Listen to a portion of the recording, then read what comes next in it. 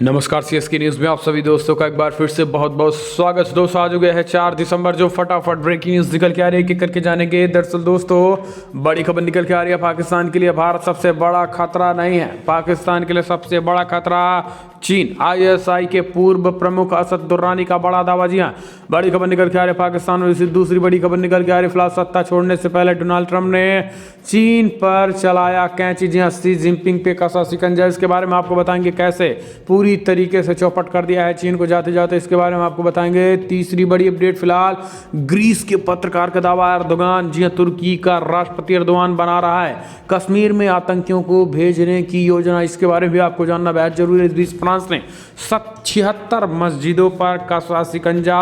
आतंकवादी गतिविधियों से जुड़े होने के लिए जांच होगी, ऐसे मस्जिद पूरी तरीके से सील किए जाएंगे। ये बड़ी खबर निकल के आ रही है। फ्रांस सबसे बड़ी कार्रवाई करने का ऐलान कर दिया है। इस बीच बड़ी खबर निकल के आ रही है, फिलहाल अमेरिका से भी निकल के आ रही है, वो भी आपको बताएंगे। लेकिन सबसे बड़ी खबर निकल के आ रही है, कुलभूषण जाधव के मामले में भारत ने पाकिस्तान को फटकार भी लगाई है। तो दोस्तों सब कुछ खबर एक एक करके आपको विस्तार से बताएंगे। किसान के मुद्दे को लेकर भी कुछ एक बड़ी खबर निकल के आई है। इस बीच शिकंजा कसना शुरू हो गया है। जी हाँ, आपको बता दें भारत सरकार ने शिकंजा कसना शुरू कर दिया PF5 पे, तो वो भी बताएंगे। लेकिन उससे पहले एक छोटा सा निवेदन, अगर आपने चैनल को सब्सक्राइब नहीं किया तो प्लीज़ सब्सक्राइब के लाल बटन दबाकर चैनल को सब्सक्राइब करें। और अगर आप भी मानते हैं कि प्रधानमंत्री मोदी के नेतृत्व में देश चीन और पाकिस्तान दोनों को मुंहतोड़ और करारा जवाब देगा, तो इस वीडियो को लाइक करके अपना समर्थन दर्ज कर इस देश की गौरवशाली इंडियन आर्मी के लिए भी जय हिंद लिखना मत भूलिएगा। दोस्तों दरअसल पहली बड़ी खबर निकल के आ रही है, आपको बता दें फिलहाल पाकिस्तान के लिए भारत सबसे बड़ा खतरा नहीं, चाइना ही सबसे बड़ा खतरा है। आईएसआई के पूर्व प्रमुख असद दुर्रानी का खुलासा। दरअसल पाकिस्तान खुफिया एजेंसी ISIS के पूर्व प्रमुख lieutenant general retired Asad Durrani ने BBC उर्दू संवाददाता शहर बचोल से बातचीत दौरान बड़ा बयान दिया, जिससे पाकिस्तान में हड़कंप मच गया। दरअसल दुर्रानी का मानना है कि फिलहाल पाकिस्तान के लिए भारत पाकिस्तान के लिए बड़ा खतरा नहीं है, जबकि चाइना ही पाकिस्तान के लिए सबसे बड़ा खतरा है। भारत का समय सीमा निर्धारण केवल और केवल POK है। अगर भारत कभी भी अटैक भी पाकिस्तान पे करेगा तो केवल और केवल POK पर ही अटैक करेगा। वो समूचे पाकिस्तान को कभी भी नष्ट नहीं करेगा, ना ही समूचे पाकिस्तान को कभी हाथ लगाएगा। जबकि चाइना जिस तरीके से पाकिस्तान चाइना की ट्रैप में फंस रहा है, ऐसे में चाइना पूरे पाकिस्तान को भी कब्जा कर सकता है। इसलिए किसी भी सिचुएशन में अगर चाइना को रास्ता दे दिया गया चाइना को, तो ये पाकिस्तान स्वयं अपने पैर पे कुल्हाड़ी मारेगा। आपको बता दें पाकिस्तान जिस तरीके से चाइना की गोद में जा बैठा, और ख़ास करके कटोरा लेकर जब भी पैसे की दिक्कत होती है तब चाइना के पास से जाता है।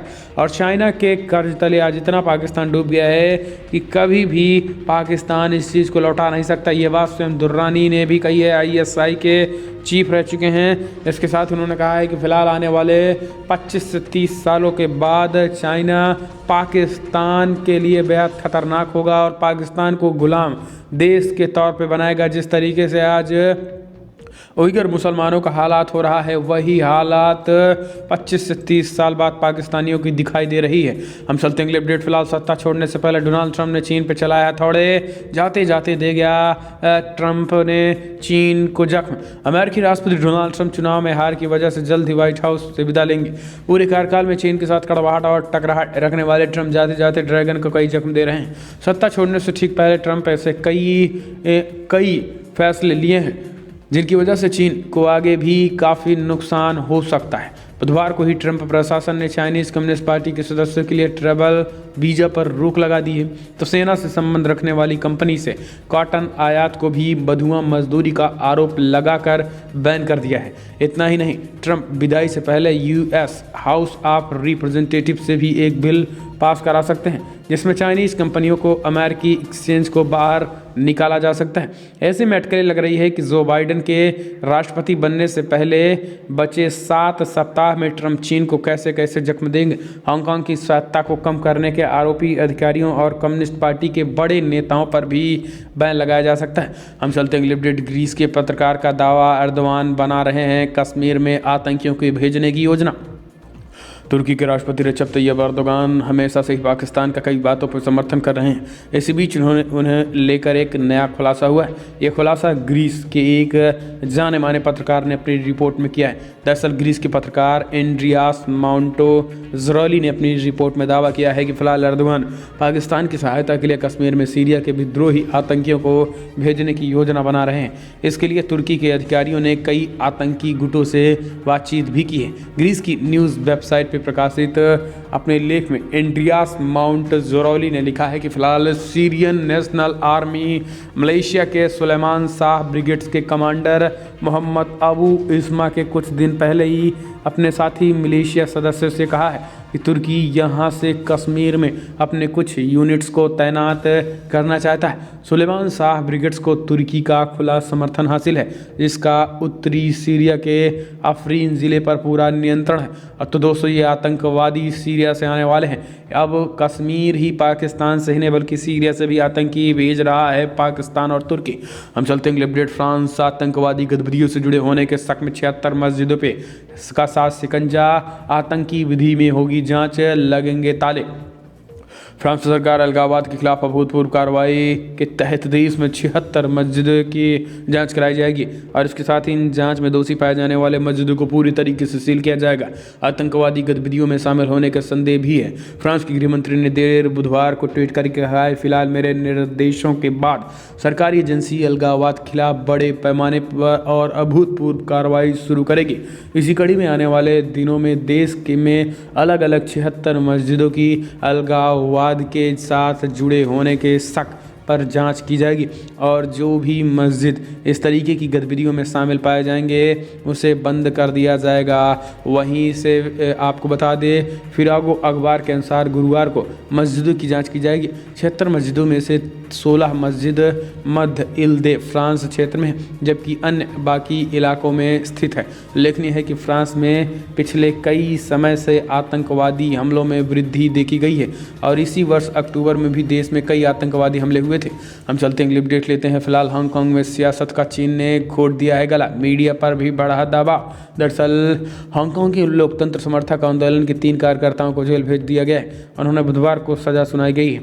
बताया जा रहा है कि फिलहाल जेल के खौफ के कारण कई दूसरे लोकतंत्र समर्थक कार्यकर्ता इस शहर में भाग गए हैं। दरअसल कई कार्यकर्ताओं पर पहले से मुकदमा चलाया जा रहा है। इन कार्यकर्ताओं पर हल्के से लेकर बेहद गंभीर तक इल्ज़ाम लगाए गए हैं। जिन कार्यकर्ताओं को अब तक जेल भेजा गया है उनमें से एक अग्रसेन चाउ पर भी सिर्फ आरोप था कि वो मेगाफोन पर नारे लगाए जा रहे हैं। इसके अलावा यहाँ के सिटी काउंसिल से लोकतंत्र समर्थक सभी सदस्य इस्तीफा दे चुके हैं। मीडिया पर भी दबाव बढ़ जाने के संकेत हैं और ये सब नए लागू हुए सुरक्षा कानून का नतीजा दिख रहा है। हम चलते हैं अपडेट लेते हैं। फिलहाल नापाक हरकत के बीच भारत ने लगाई पाकिस्तान को लताड़। धूर्त पाकिस्तान की कारस्तानी दूसरे केस में जोड़ रहा कुलभूषण मामलों के तार तो भड़का भारत। भारतीय विदेश मंत्रालय की ओर से गुरुवार को एक प्रेस वार्ता की गई है। इसमें मंत्रालय के प्रवक्ता अनुराग श्रीवास्तव ने पाकिस्तान को जेल में बंद कुलभूषण जाधव, चीन के साथ ब्रह्मपुत्र नदी को लेकर मुद्दे समेत तमाम मुद्दों पर जानकारियां दी। प्रवक्ता ने कहा है कि फिलहाल कुलभूषण जाधव का मामला दूसरे मामलों के साथ जोड़ने की कोशिश पाकिस्तान कर रहा है। सामान्य काउंसलर अभ्यास में एक भारतीय कैदी मोहम्मद इस्माइल की रिहाई के मामले में शहनाज नूर को हमारे उच्चायोग की ओर से पेश होने के लिए भी चुना गया था। इसके साथ ही पाकिस्तान नापाक हरकत करके कई मामलों में फंसाने की कोशिश लगातार जाधव को की जा रही है, जिसको लेकर भारत ने कड़ी फटकार भी लगाई है। इसके साथ ही आपको बता दें, विदेश मंत्रालय के प्रवक्ता ने गणतंत्र दिवस के मुख्य अतिथि को लेकर भी बड़ी बातें कही हैं। मुख्य अतिथि में संबंधित घोषणा का आसपास घोषित की जाएगी जल्द ही। इसमें जब भी संबंध में कुछ साझा करना होगा तो उन्होंने कहा जल्द ही हम इसकी जानकारी दे हैं। चर्चा चल रही है कि बोरिस जॉनसन ब्रिटिश प्रधानमंत्री को मुख्य अतिथि आ सकते हैं।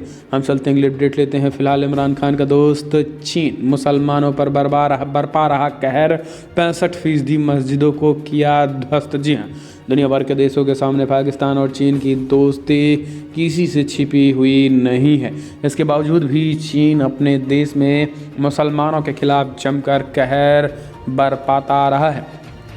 उइगर मुसलमानों को तबाह करने के बाद भी चीन नहीं रुक रहा है। चीन ने उत्तर पश्चिमी क्षेत्र में मुस्लिम समुदाय को खुले तौर पे इस्लामिक विश्वास को प्रकट करने से रोकने के लिए अपनी गतिविधियों को बढ़ा दिया है। चीन के प्रशासन ने कथित तौर पर दूर दराज के इलाकों और छोटे गांव में मस्जिदों के गुंबदों और मीनार को नष्ट कर दिया है।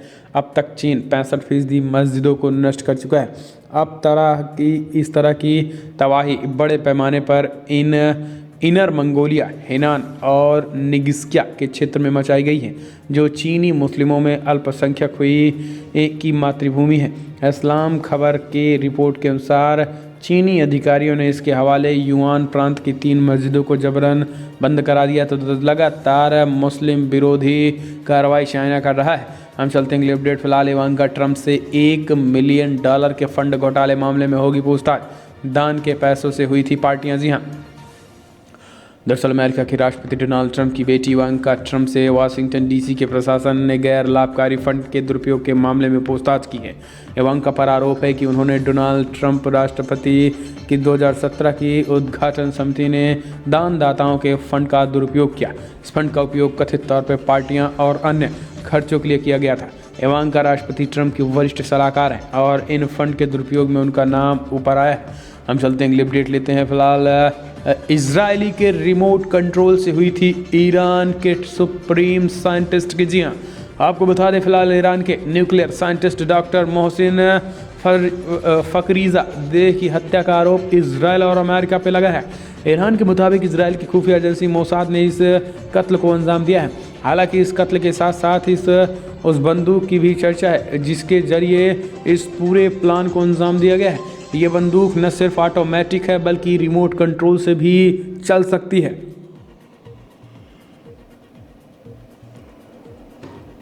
इसके साथ ही ये भी निशाना है कि खुद ही स्कैन कर लॉक कर देती है। आपको बता दें कि इसके कत्ल के साथ साथ बंदूक भी चर्चा जिसके जरिए प्लान को अंजाम दिया। ये बंदूक न सिर्फ ऑटोमेटिक बल्कि रिमोट कंट्रोल से भी चल सकती है। इसके साथ ही निशाने को खुद ही स्कैन कर लॉक कर लेती है और बुलेट प्रूफ गाड़ी में भी इसके खास चलती है। मोहसिन फकरीजादे की हत्या के लिए ईरानी राष्ट्रपति हसन रूहानी और वहाँ के सर्वोच्च धर्मगुरु अयातुल्लाह अली खामनेई ने सीधे तौर पर इजरायल का नाम लिया है। वहीं ईरानी सेना के वरिष्ठ अधिकारियों ने आरोप लगाया है कि फिलहाल फकरीजा देह के ऊपर रिमोट से कंट्रोल की जा रही है। मशीन गन से गोलियां बरसाई गई थी और फिर हमला करने वाली गाड़ी में धमाका हो गया था। अधिकारियों ने यह भी कहा है कि फिलहाल इसमें इजरायल के किसी आदमी के घटनास्थल पर मौजूद रहने के कोई सबूत नहीं मिले हैं।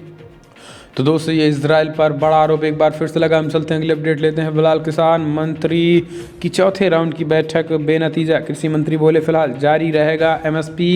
किसान से बात भी किसान नेताओं से जारी रखेगी। नए कृषि कानूनों को लेकर सरकार और कृषि नेताओं के बीच गुरुवार को 7.5 घंटे की वार्ता हुई है। इसके बाद केंद्र के कृषि मंत्री नरेंद्र सिंह तोमर ने बताया है कि फिलहाल सरकार को कोई अहंकार नहीं। हालांकि घंटों की बैठक के बाद कोई हल नहीं निकल सका है और फिर से 5 दिसंबर को किसान नेताओं को बातचीत के लिए बुलाया गया है। उन्होंने कहा है कि फिलहाल किसान यूनियन के साथ भारत सरकार के चौथे चरण की चर्चा पूरी हो गई है। किसान यूनियन ने अपना पक्ष रखा है और सरकार ने अपना पक्ष रखा है। आज बहुत अच्छे वातावरण में चर्चा भी हुई है। किसानों ने बहुत सही अपने विषयों को रखा है। जो बिंदु निकले हैं उन पर हम सब लोगों की लगभग सहमति बनी है। परसों बैठेंगे तो इस बात को आगे भी बढ़ाएंगे। तो इस तरीके से बड़ी बातें हुई है। हम चलते हैं अपडेट लेते हैं। फिलहाल बड़ी खबर निकल के आ रही है। मैं बंगाल का बेटा हूँ, जनता की सेवा करना चाहता हूँ, किसी की चापलूसी नहीं करना चाहता हूँ। शुभेंदु अधिकारी का बड़ा बयान निकल के आया। जी हाँ, तृणमूल कांग्रेस के नाराज चल रहे नेता शुभेंदु अधिकारी ने गुरुवार को कहा है कि फिलहाल वो बंगाल और भारत के पुत्र हैं और लोगों की सेवा करना जारी रखेंगे। अधिकारी ने खुद के और पार्टी के बीच चल रही बातचीत में ठहराव आने के बाद अगले राजनीतिक कदम को लेकर लगाई जा रही अटकलों के बीच ये टिप्पणी की है। पार्टी का दावा है कि फिलहाल अधिकारी के साथ मतभेदों को दूर कर लिया गया है। पिछले सप्ताह ममता बनर्जी मंत्रिमंडल से इस्तीफा देने वाले अधिकारी ने गुरुवार को यहां पार्टी के बैनरों और झंडों के बिना रैली की है। पूर्वी मिदनापुर जिले के तामल्लुपुर उपमंडल में हुई इस रैली का आयोजन स्वतंत्रता सेनानी खुदीराम बोस की जयंती के मौके पर किया गया था। रैली के दौरान उनके समर्थक राष्ट्रध्वज थामे भी नजर आए थे। हम चलते हैं, अगली अपडेट लेते हैं। फिलहाल कांग्रेस के बाद अब एनसीपी नेता ने संसद का सत्र बुलाने की मांग की है। कहा किसानों और वैक्सीन पर हो चर्चा। जी हाँ, दरअसल कांग्रेस के बाद अब गुरुवार को एनसीपी ने भी संसद का शीतकालीन सत्र बुलाने की मांग की है। महाराष्ट्र के मंत्री और एनसीपी नेता नवाब मलिक ने कहा है कि फिलहाल अधीर रंजन चौधरी ने जो संसद सत्र बुलाने जाने की मांग की है वो पूरी तरीके से जायज़ है। संसद का सत्र बुलाया जाना चाहिए और इसमें कोरोना वैक्सीन और किसानों के मुद्दे पर चर्चा भी होनी चाहिए। मलिक ने कहा है कि संसद सत्र को रोके जाना चाहिए, किसी भी तरीके से ये जायज़ नहीं होगा। नवाब मलिक ने कहा है कि स्वास्थ्य सचिव का कहना है कि फिलहाल उन्होंने कभी नहीं कहा कि कोरोना की वैक्सीन सभी को लगाई जाएगी। तरीके की बातें। हम चलते हैं, अगली अपडेट लेते हैं। फिलहाल अजरबैजान का दावा, नागोर्नो काराबाग क्षेत्र से लेकर हुई संघर्ष में अब तक 28 सैनिक मारे जा चुके हैं। जी हाँ, नागोर्नो काराबाग क्षेत्र को लेकर पिछले 1.5 महीने से युद्ध में उलझे आर्मेनिया और अजरबैजान के बीच अब युद्ध विराम हो गया है, लेकिन इस बीच अजरबैजान ने दावा करते हुए कहा है कि फिलहाल इस जंग में 27 से 83 सैनिक मारे जा चुके हैं। आपको बता दें, राष्ट्रपति व्लादिमीर पुतिन ने मध्यस्थता करते हुए दोनों देशों को युद्ध विराम के लिए राजी किया था। पुतिन ने एक बयान जारी करते हुए कहा था कि फिलहाल रूस की सेनाएं इस युद्ध विराम के समझौते निगरानी करेंगी। इसके लिए नागोर्नो काराबाग क्षेत्र में रूसी शांति सैनिकों की तैनाती की जा रही है। ये बड़ी खबर निकल के आ रही है। हम चलते हैं अगले अपडेट। सेना में अब deputy chief of army staff का पद भी होगा।